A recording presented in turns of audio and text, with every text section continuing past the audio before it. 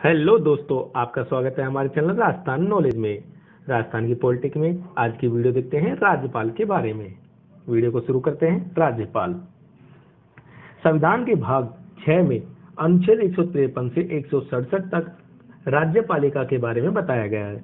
राज्यपालिका में राज्यपाल, मुख्यमंत्री, मंत्रिपरिषद, राज्य के महाधिवक्ता, एडवोकेट जनरल, सॉरी वीडियो थोड़ी सी कट गई, शामिल होते हैं। अनुच्छेद 153 के अनुसार प्रत्येक राज्य में एक राज्यपाल होगा, लेकिन इस अनुच्छेद में एक ही व्यक्ति को 2 या 2 से अधिक राज्यों का राज्यपाल की नियुक्ति का वर्णन नहीं किया गया है। संविधान के 7वें संविधान संशोधन 1953 के तहत एक ही व्यक्ति को 2 या 2 से अधिक राज्यों का राज्यपाल नियुक्त किया जा सकता है। 7वें संविधान संशोधन 1956 के तहत। आगे बढ़ते हैं। राज्य की कार्यपालिका की शक्ति अनुच्छेद 154 के अनुसार राज्य की कार्यपालिका शक्ति में निहित होगी।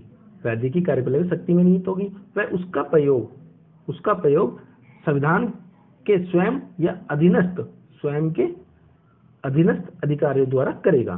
इसमें थोड़ी सी गलती हो गई, संविधान नहीं आएगा यहाँ पर आएगा राज्यपाल। राज्यपाल स्वयं या अपने अधीनस्थ अधिकारियों के द्वारा करेगा।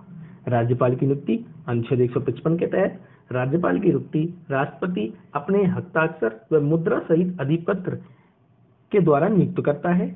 इस प्रकार वह सरकार द्वारा मनोनीत होता है। उच्चतम न्यायालय की 1989 की व्यवस्था के अनुसार राज्य में राज्यपाल का कार्यकाल एक सैद्धांतिक कार्यकाल है। यह न तो केंद्र सरकार के अधीन और न ही केंद्र सरकार के अधीन होगा। केंद्र सरकार के अधीन न ही यहाँ पर आएगा राज्य सरकार। ये टाइपिंग मिस्टेक हो गई थोड़ी सी। राज्य सरकार के अधीन रोजगार होगा। आगे बढ़ते हैं। राज्यपाल की पदावधि अनुच्छेद 156 के अनुसार राज्यपाल अपने पद ग्रहण की तारीख से 5 वर्ष, लेकिन राष्ट्रपति के साथ पर्यंत तक पद धारण करेगा। परंतु राज्यपाल अपने पद को अवधि समाप्त हो जाने, कार्यकाल समाप्त हो जाने पर तब तक पद पर धारण करता रहेगा जब तक उसका अधिकारी यानी कि मतलब दूसरा राज्यपाल पद पर ना ग्रहण कर ले, तब तक वह पद पर रहेगा। राज्यपाल राष्ट्रपति को संबोधित अपने हस्ताक्षर सहित लेख द्वारा पद त्याग कर सकेगा। राज्यपाल की योग्यता अनुच्छेद 157 के अनुसार कोई भी व्यक्ति राज्यपाल नियुक्त होने के पात्र तभी होगा जब वह भारत का नागरिक हो, 35 वर्ष की आयु पूर्ण कर चुका हो, साथ ही उसे बाहरी होना चाहिए, यानी कि उस राज्य से संबंधित ना हो, उसे नियुक्त किया जा सकता है ताकि वह स्थानीय राजनीति से दूर रहे। दूसरा, जब राज्यपाल की नियुक्ति हो तो उस संबंध में उस राज्य के मुख्यमंत्री से विचार विमर्श कर राष्ट्रपति राज्यपाल को नियुक्त करता है। राज्यपाल पद की शर्त अनुच्छेद 158 के अनुसार राज्यपाल संसद में किसी भी सदन या पहली अनुसूची में निर्धारित किसी भी राज्य के विधानमंडल के किसी भी सदन का सदस्य नहीं होगा, और यदि सदस्य किसी भी संसद के सदन का सदस्य या विधानमंडल के सदन का कोई भी सदस्य राज्यपाल नियुक्त होता है तो वह समझा जाएगा कि उसने उस सदन में अपना स्थान राज्यपाल के रूप में अपने पद ग्रहण की तारीख से रिक्त कर दिया है। यानी कि वे कोई भी सदन के या विधानमंडल के कोई भी सदन का सदस्य नहीं होगा। ठीक है, आगे बढ़ते हैं। राज्यपाल अन्य कोई लाभ के पद धारण नहीं करेगा। राज्यपाल बिना किराए दिए अपने शासकीय निवास राजभवन में उपयोग का हकदार होगा और ऐसी उपलब्धियां या विशेष अधिकार जो संसद विधि द्वारा निर्धारित किए गए उनका उपभोग करेगा। 7वां संविधान संशोधन अधिनियम 1956 में निर्धारित किया गया है कि जहां पर भी एक व्यक्ति को 2 या 2 से अधिक राज्यों का राज्यपाल नियुक्त किया जाता है, वहां उस राज्यपाल को उपलब्धियां और भत्ते 2 राज्यों के बीच ऐसे अनुपात में आवंटित किए जाएंगे जो राष्ट्रपति के आदेश, राष्ट्रपति यानी कि एक राज्यपाल 2 राज्यों का पद ग्रहण करेगा तो उसे जो वेतन भत्ते और उपलब्धियां प्राप्त होंगी वो उनका निर्धारण राष्ट्रपति करेगा। ठीक है। चौथा, राज्यपाल की उपलब्धियां व वेतन भत्ते उसकी पदावधि के दौरान कम नहीं किए जा सकते, ना कम किए जा सकते, ना ही कटौती की जा सकती है। आगे बढ़ते हैं। राज्यपाल की शपथ अनुच्छेद 159 के तहत संविधान की तीसरी अनुसूची के अनुसार शपथ में राज्यपाल प्रतिज्ञान करता है। राज्यपाल को संबंधित राज्य के उच्च न्यायालय के मुख्य न्यायाधीश अथवा उसकी अनुपस्थिति की दशा में वरिष्ठतम न्यायाधीश पद पर शपथ दिलाता है। मैं राज्यपाल पद का कार्यपालन करूंगा। मैं अपनी पूरी योग्यता से संविधान और विधि का परिरक्षण करूंगा। मैं संरक्षण व प्रतिरक्षण राज्य की जनता के सेवा और कल्याण में निरंतर रहूंगा। राज्यपाल की शक्तियां व कार्य: कार्यकारी शक्तियां, विधायिकी शक्तियां, न्यायिक शक्तियां, वित्तीय शक्तियां, स्वविवेक शक्तियां। पहला पढ़ेंगे कार्यकारी शक्तियां। कार्यकारी शक्तियां में अनुच्छेद 164 के तहत वह मुख्यमंत्री व अन्य मंत्रियों की नियुक्ति करता है। वे सब राज्यपाल के प्रसाद पर्यंत तक पद धारण करते हैं। अनुच्छेद 165 के अनुसार राज्य में महाअधिवक्ता को नियुक्त करता है। वह पारिश्रमिक जो वेतन भत्ते हैं उसके वो निर्धारित करता है। महाअधिवक्ता राज्यपाल के प्रसाद पर्यंत तक रहता है। जब तक राज्यपाल चाहता है तब तक महाअधिवक्ता रहता है। अनुच्छेद 166 के अनुसार राज्य सरकार के सभी कार्यकारी औपचारिक रूप से राज्यपाल के नाम से होते हैं। जो राज्य में जो भी काम होगा वो राज्यपाल के नाम से होगा। अनुच्छेद 167 के तहत वह मुख्यमंत्री से प्रशासनिक मामलों व किसी विधायिकी प्रस्ताव की जानकारी प्राप्त कर सकता है। अनुच्छेद 156 के तहत वह राष्ट्रपति से संवैधानिक आपातकाल के लिए सिफारिश कर सकता है। राज्य में राष्ट्रपति शासन के दौरान उसकी कार्यकारी शक्तियों में विस्तार राष्ट्रपति की प्रतिनिधि के रूप में होता है। जैसा कि मैं बताता हूँ, अनुच्छेद 356 के तहत राष्ट्रपति से राज्यपाल कह सकता है कि राज्य में आपातकाल लगा दीजिए, और जो शक्तियां हैं वो सारी राष्ट्रपति के पास चल जाती है और राष्ट्रपति उन शक्तियों का उपयोग राज्यपाल के थ्रू कर सकता है, राज्यपाल के द्वारा कर सकता है। आगे बढ़ते हैं। अनुच्छेद 243 के तहत राज्य निर्वाचन आयुक्त को नियुक्त करता है। उसकी सेवा शर्त और कार्यविधि तय करता है। हालांकि राज्य निर्वाचन आयुक्त को विशेष मामलों व परिस्थिति में उसी तरह हटाया जा सकता है जैसे उच्च न्यायालय के न्यायाधीश को हटाते हैं। जैसे उच्च न्यायालय के न्यायाधीश को हटाया जाता है उसी प्रकार राज्य निर्वाचन आयुक्त को हटाया जा सकता है। अनुच्छेद 243 के तहत राज्य वित्त आयोग के अध्यक्ष को नियुक्त करता है और उसकी सेवा शर्त व कार्यविधि का तय करता है, राज्यपाल करता है। अनुच्छेद 316 के तहत वह कौन? राज्यपाल राज्य लोक सेवा आयोग RPSC के अध्यक्ष व सदस्यों को नियुक्त करता है, लेकिन उन्हें सिर्फ राष्ट्रपति हटा सकता है, न कि राज्यपाल। वह राज्य के विश्वविद्यालयों का कुलाधिपति होता है। राज्यपाल राज्य के कुलाधिपति होने के नाते केंद्र विश्वविद्यालय को छोड़कर राज्य के विश्वविद्यालयों के कुलपतियों की नियुक्ति करता है और उन्हें हटा भी सकता है। राज्यपाल राज्य के मुख्य सूचना आयुक्त, लोकायुक्त आदि अन्य महत्वपूर्ण पदों की नियुक्ति राज्यपाल के द्वारा की जाती है। विधायिकी शक्तियां। अनुच्छेद 171(3) के तहत राज्य विधान परिषद के कुल सदस्यों के छठे भाग को वह नामित कर सकता है जिन्हें साहित्य, विज्ञान, कला, सहकारिता आंदोलन व समाज सेवा का ज्ञान हो। विधान परिषद के 1/6 सदस्य को नामित कर सकता है। अनुच्छेद 174 के तहत वह राज्य विधानसभा के सत्र को आहूत व सत्रावसान या विहित कर सकता है। अनुच्छेद 175 के तहत किसी भी सदन या विधानमंडल के सदनों को विचाराधीन विधेयकों या अन्य किसी मसलों पर संदेश भेज सकता है। अनुच्छेद 176 के तहत विधानमंडल के प्रत्येक चुनावों के पश्चात पहले व प्रतिवर्ष पहले सत्र को संबोधित करता है। यानी कि विधानसभा का जो चुनाव होता है उसमें जो पहला सत्र होता है उसको, और प्रतिवर्ष नए साल में जो पहला सत्र होता है उसको राज्यपाल संबोधित करता है।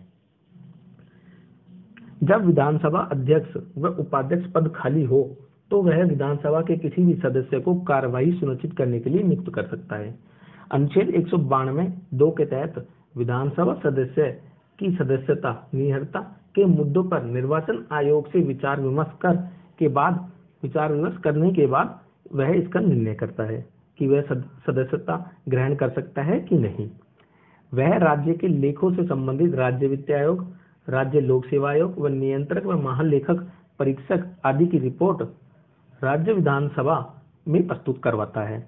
अनुच्छेद 200 के तहत राज्य विधानमंडल द्वारा पारित विधेयक राष्ट्रपति द्वारा उन्हें विचार के लिए राज्यपाल अपने पास सुरक्षित रख सकता है। कोई विधेयक है जो राज्य विधानमंडल ने तो पारित कर दिया है, लेकिन राज्यपाल को लगता है कि राष्ट्रपति को यह देखना चाहिए, तो वह राष्ट्रपति के लिए इस विधेयक को अपने पास सुरक्षित रख सकता है। अनुच्छेद 333 के तहत यदि आवश्यक हो तो वह राज्य विधानसभा के लिए आंग्लन भारतीय समुदाय के एक सदस्य को नियुक्त कर सकता है। अनुच्छेद 213 के अनुसार विधानमंडल में विश्रांति काल के दौरान कोई भी सत्र नहीं चल रहा हो, तब वह अध्यादेश जारी करने के लिए राज्यपाल की शक्तियां उसके पास होती हैं। ठीक है, ये थोड़ा सा कट गया दोस्तों, आगे बढ़ते हैं। न्यायिक शक्तियां। अनुच्छेद 161 के तहत राज्य के राज्यपाल को उस विषय संबंधित जिस विषय पर राज्य की कार्यपालिका शक्ति का विस्तार है, किसी विधि के विरुद्ध किसी अपराध के लिए सिद्ध दोष ठहराए गए व्यक्ति, किसी व्यक्ति के दंड को क्षमा, प्रविलन, विराम, परिहार करने अथवा दंडादेश को निलंबित, परिहार, लघुकरण की शक्ति प्राप्त होती है, लेकिन सजा को पूर्णतः माफ नहीं किया सकता। मान लीजिए यदि कोई व्यक्ति सिद्ध दोष हो, यानी कोई दोषी व्यक्ति है, उसका दोष सिद्ध हो गया हो, तो उसे क्षमा कर सकता है, उसे कम कर सकता है, उसे रोक सकता है, लेकिन पूर्णतः समाप्त नहीं कर सकता। अनुच्छेद 161 के तहत ये न्यायिक शक्ति है। अनुच्छेद 271 के तहत राष्ट्रपति द्वारा राज्यपाल से संबंधित राज्य के उच्च न्यायालय के न्यायाधीशों की नियुक्ति के मामले में विचार करता है। अनुच्छेद 233 के तहत वह राज्य उच्च न्यायालय के साथ विचार कर जिला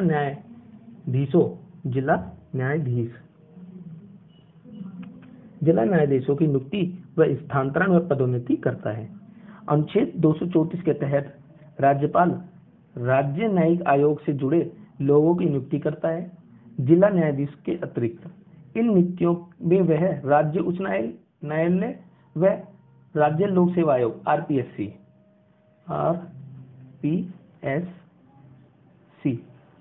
से विचार करता है। वित्तीय शक्तियां। अनुच्छेद 202 के तहत राज्यपाल सुनिश्चित करता है कि वार्षिक वित्तीय विवरण बजट को राज्य विधानमंडल के सामने रखे। धन विधेयक को राज्यसभा में राज्यपाल की पूर्व सहमति के बाद ही प्रस्तुत किया जाता है। बिना राज्यपाल की सहमति के किसी भी तरह के अनुदान की मांग नहीं की जा सकती। राज्यपाल किसी अप्रत्याशित व्यय वहन करने के लिए राज्य की आकस्मिक निधि से अग्रिम ले सकता है।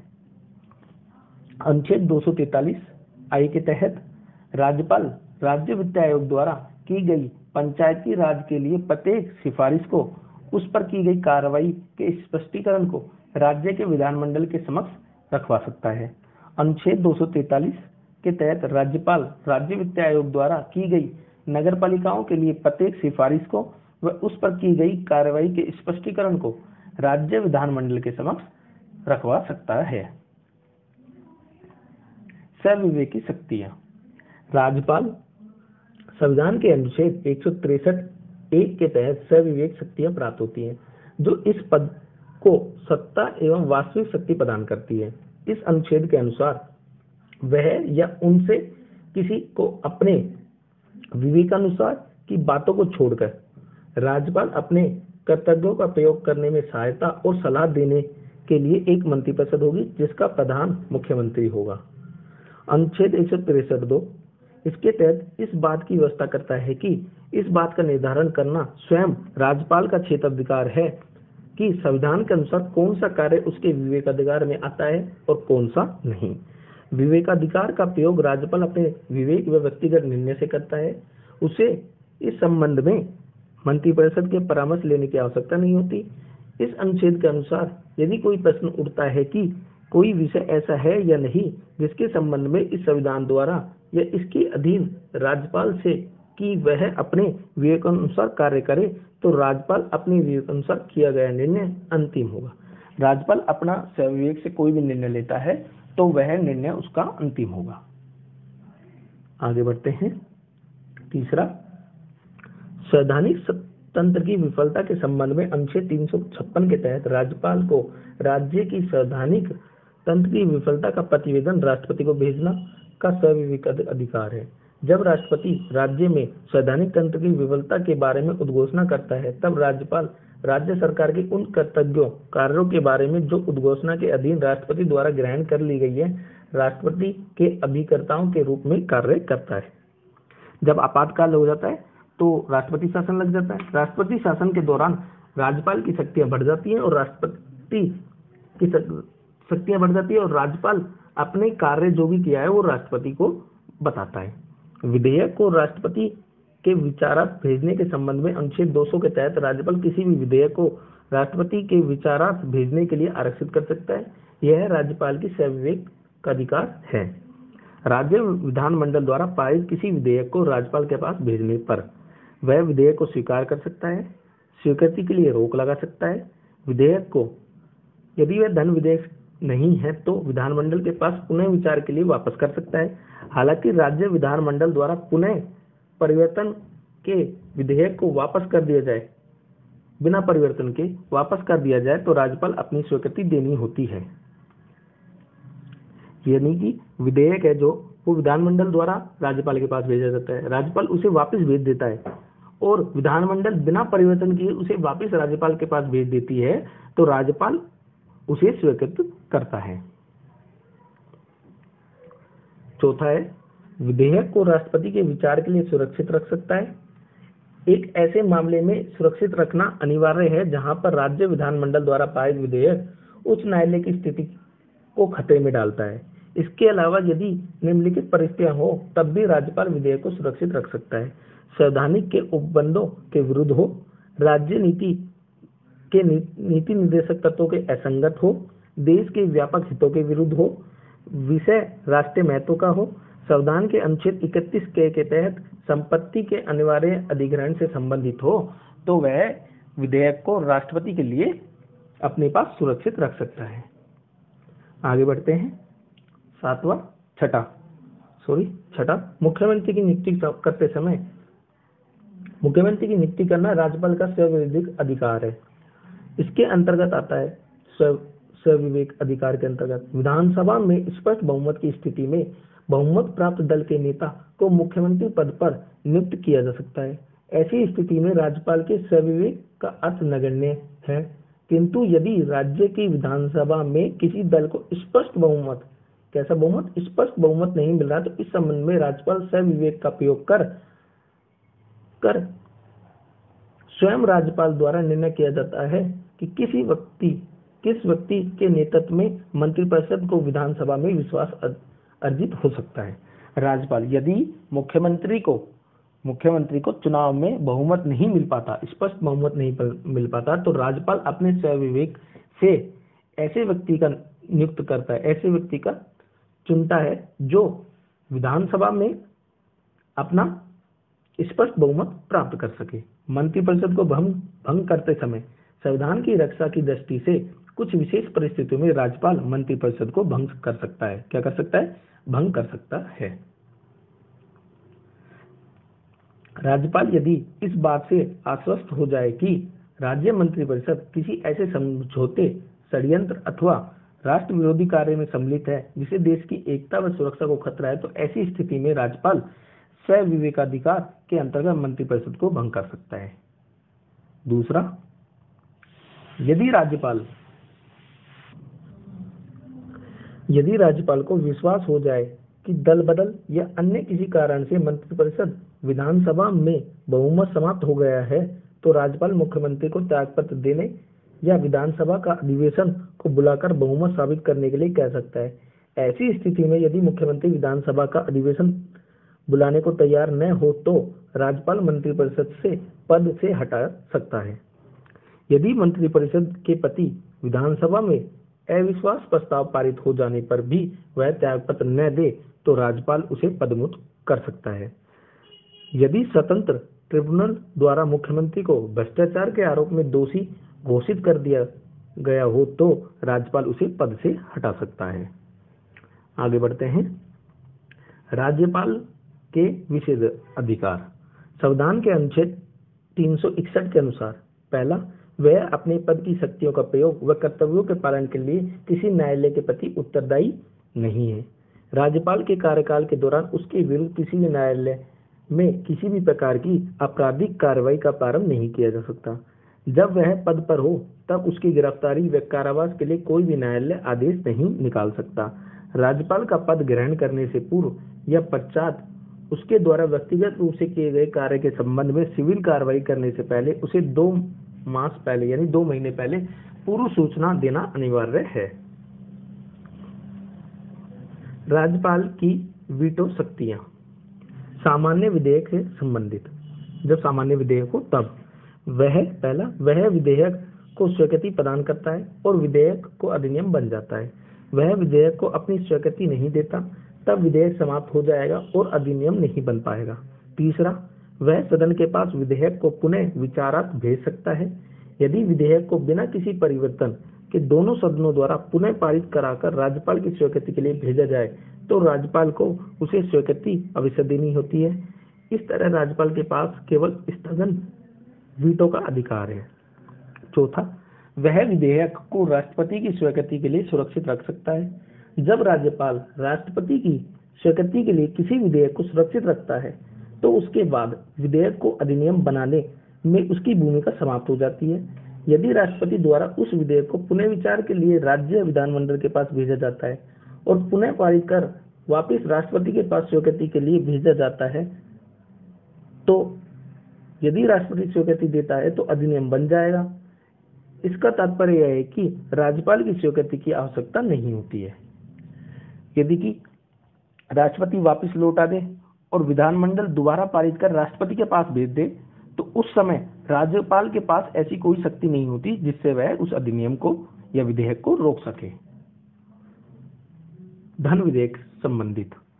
वह विधेयक जो अपनी स्वीकृति दे सकता है तब विधेयक अधिनियम बन जाता है। विधेयक को अपनी स्वीकृति नहीं देता तब विधेयक समाप्त हो जाता है और अधिनियम नहीं बनता। जब विधेयक को राष्ट्रपति विचारार्थ सुरक्षित रख सकता है, इस तरह राज्यपाल वित्तीय विधेयक को पुनः विचार के लिए राज्य विधानसभा के पास वापस नहीं कर सकता। सामान्यतः उसकी पूर्व अनुमति के बाद ही विधानसभा में पुनः स्थापित वित्तीय विधेयक को वह स्वीकृति देता है। जब राज्यपाल राष्ट्रपति के विचारार्थ वित्तीय विधेयक को सुरक्षित रखता है तो इस विधेयक के क्रियाकलाप पर फिर भी उसकी भूमिका नहीं रहती। यदि राष्ट्रपति विधेयक को स्वीकृति दे दे तो यह अधिनियम बन जाता है। इसका अर्थ है राज्यपाल की स्वीकृति अब जरूरी नहीं है। यानी कि फिर वही धन विधेयक में भी सामान्य विधेयक की तरह कि राष्ट्रपति वापिस विधानमंडल के पास भेज दे और विधानमंडल दोबारा से उसे विचार कर पारित करके राष्ट्रपति के पास भेज दे तो राज्यपाल के पास उसे रोकने की शक्ति नहीं होती है। राजस्थान के राज्यपाल। एकीकरण के बाद राजस्थान में राज्य प्रमुख का पद सृजित किया गया। राज्य के राज्यपाल व एकमात्र राज्य प्रमुख 30 मार्च 1949 को जयपुर के भूतपूर्व महाराजा सवाई मानसिंह को बनाया गया, जिन्होंने 1 नवंबर 1956 तक कार्य किया। राज्य में 1 नवंबर 1956 को राज्य के पुनर्गठन के बाद राज्य प्रमुख के स्थान पर राज्यपाल का पद सृजित हुआ। राज्य के प्रथम राज्यपाल सरदार गुरुमुख निहाल सिंह को बनाया। मार्गरेट आल्वा प्रतिभा पाटिल के बाद प्रभा राव राज्य की तीसरी महिला राज्यपाल बनी। प्रतिभा देवी पाटिल तो राज्यपाल के पद पर रहते हुए राष्ट्रपति के पद तक पहुंची। प्रतिभा पाटिल है जो राज्यपाल बनी और पद पर रहते हुए ही राष्ट्रपति पद पर पहुंची। आगे बढ़ते हैं। राज्यपाल राज्य के विश्वविद्यालयों का कुलाधिपति होता है। वह राज्य के विश्वविद्यालयों के कुलाधिपतियों की नियुक्ति करता है। राज्य के राज्यपाल विधानसभा द्वारा पारित विधेयक, प्रावधानों व कर्तव्यों के अनुसार निम्नलिखित अतिरिक्त जिम्मेदारी रखते हैं। अध्यक्ष राज्य सैनिक बोर्ड राजस्थान के अध्यक्ष होते हैं। अध्यक्ष राजस्थान के भूतपूर्व सैनिकों के हितार्थ गठित समेकित निधि प्रबंधन समिति का अध्यक्ष होता है, राज्यपाल होता है। पश्चिमी क्षेत्र सांस्कृतिक केंद्र उदयपुर का अध्यक्ष होता है राज्यपाल। संरक्षक स्काउट और गाइड राजस्थान का अध्यक्ष होता है। अध्यक्ष भारतीय red cross society Rajasthan state branch के अध्यक्ष होते हैं राज्यपाल। राजस्थान के विश्वविद्यालयों का कुलपति राज्यपाल होता है। आगे बढ़ते हैं। नोट, राजस्थान और उत्तर प्रदेश के राज्यपाल राम नाईक ने राज्य में प्रोटोकॉल की तत्कालीन व्यवस्था में संशोधन किया। राज्यपाल सचिवालय से 26 अगस्त 2014 को जारी एक आदेश के अनुसार राज्य समारोह, महानुभावों से होने वाले परस्पर वार्तालाप व शासकीय टिप्पणी में हिज एक्सीलेंसी यानी महामहिम शब्द का प्रयोग नहीं किया जाएगा। ऐसे अवसरों पर हिंदी में माननीय राज्यपाल महोदय का प्रयोग होगा। अंग्रेजी में ऑनरेबल गवर्नर संबोधित किया जाएगा। साथ ही राज्यपाल के नाम से पूर्व श्री, श्रीमती, सुश्री का प्रयोग किया जाएगा। 14 जून 2018 को राजस्थान में राज्यपाल श्री कल्याण सिंह ने कहा कि गार्ड ऑफ ऑनर के प्रावधान उनके लिए नहीं किए जाएंगे। 9 से 11 जून की अपनी जोधपुर यात्रा के दौरान राज्यपाल श्री कल्याण सिंह ने स्वयं के लिए गार्ड ऑफ ऑनर की परंपरा को विराम दे दिया। राजस्थान के राज्यपाल पहले राजप्रमुख सवाई मानसिंह 30 मार्च 1949 से 31/10/1956 तक। उसके बाद सरदार गुरुमुख निहाल सिंह सर्वाधिक समय तक। उसके बाद डॉक्टर संपूर्णानंद सिंह, सरदार हुकम सिंह, श्री कल्याण सिंह हिमाचल प्रदेश राज्यपाल का अतिरिक्त प्रभार। और अभी 6 नंबर के श्री कलराज मिश्र 41वें नंबर के हैं। ये 9 सितंबर 2019 से वर्तमान तक इनका कार्यकाल है। आगे बढ़ते हैं।